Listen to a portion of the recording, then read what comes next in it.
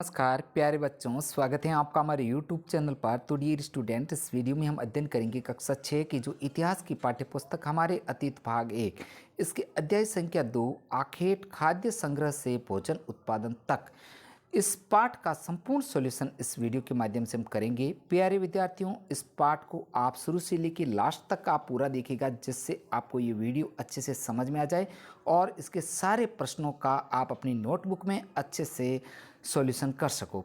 तो प्यारे बच्चों, शुरू करते हैं अध्याय 2 के प्रश्न उत्तर। आपसे रिक्वेस्ट है वीडियो को लाइक तथा शेयर जरूर कीजिएगा। साथियों, शुरू करते हैं, देखते हैं 1 नंबर प्रश्न को। सबसे पहले आओ याद करें के तहत 1 नंबर प्रश्न को देखते हैं। इन वाक्यों को पूरा करें। तो इसके नंबर 1 नंबर रिक्त स्थानों की को पूर्ति करनी। इसका क आपको देखते हैं कि आखेटक खाद्य संग्राहक गुफाओं में इसलिए रहते थे क्योंकि वहाँ उन्हें बारिश, धूप और हवाओं से राहत मिलती थी। तो प्यारे बच्चों, ये आपको रिक्त स्थान में आपको भरना है। इसका ख है घास वाले मैदानों का विकास 12,000 साल पहले हुआ। तो ये दोनों रिक्त स्थान है, 1 नंबर का आपको इसको पूर्ण करना है। अब प्यारे बच्चों आगे बढ़ते हैं, प्रश्न संख्या 2 को देखते हैं। प्रश्न 2 आपके सामने है, खेती करने वाले लोग एक ही स्थान पर लंबे समय तक क्यों रहते थे? तो प्यारे बच्चों, इस प्रश्न का उत्तर आपको देखना है।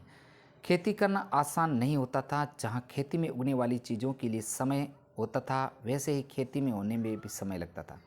और हम खेती को ऐसे छोड़कर कहीं नहीं जा सकते, क्योंकि ऐसी कई चीज़ें होती हैं जो खेती को नुकसान पहुंचा सकती हैं।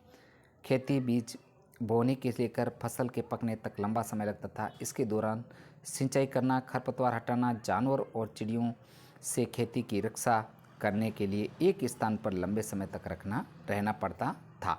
तो प्यारे बच्चों, इस 2 नंबर प्रश्न का आंसर आपको लिखना है। बढ़ते हैं आगे, प्रश्न 3 को देखते हैं। पुरातत्वविदों को ऐसा क्यों मानते थे पुरातत्व ऐसा क्यों मानते थे कि मेहरगढ़ के लोग पहले केवल शिकारी थे और बाद में उनके लिए पशुपालन ज़्यादा महत्वपूर्ण हो गया? तो प्यारे बच्चों, इसका उत्तर आपको लिखना है। मेहरगढ़ में विभिन्न प्रकार के जानवरों की हड्डियाँ मिली हैं। इनमें हिरण तथा सुअर जैसे जंगली जानवर तथा भेड़ और बकरियों की हड्डियाँ हैं।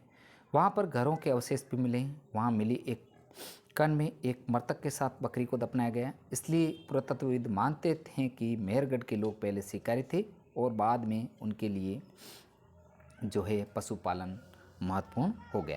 तो प्यारे बच्चों, ये 3 नंबर प्रश्न का आंसर है। बढ़ते आगे, आओ चर्चा करें। इसके तहत प्रश्न 4 को देखते हैं। आखेटक खाद्य संग्राहक एक स्थान से दूसरे स्थान पर क्यों घूमते रहते थे? उनकी यात्रा और आज की हमारी यात्रा के कारणों में क्या समानताएं या क्या भिन्नताएं हैं? तो प्यारे बच्चों, इस प्रश्न का उत्तर देखते हैं। सबसे पहले आखेटक की परिभाषा।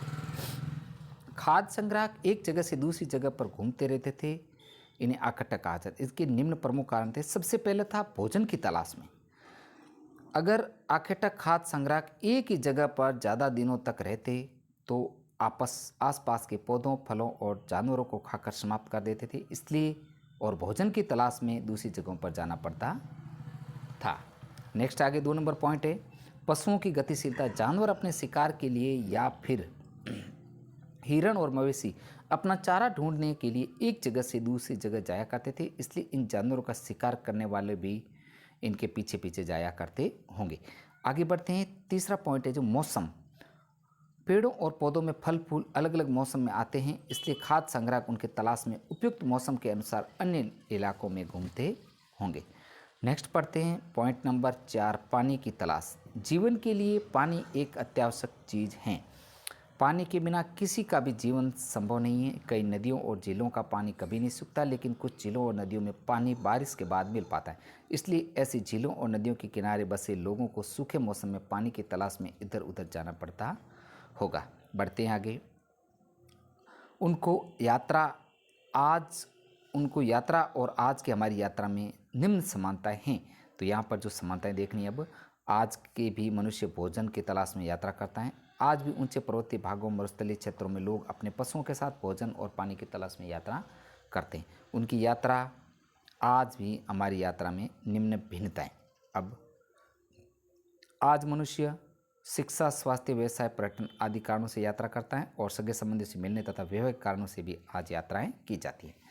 बढ़ते हैं आगे प्यारे बच्चों, प्रश्न संख्या 5 को देखते हैं। आखेटक खाद्य संग्राहक आग का उपयोग किन किन चीज़ों के लिए करते थे? क्या तुम आज आग का उपयोग इनमें से किसी चीज़ के लिए करोगे? तो प्यारे बच्चों, इस प्रश्न का उत्तर देखते हैं कि आखेटक खाद्य संग्रह आग का उपयोग निम्न चीज़ों के लिए करते थे।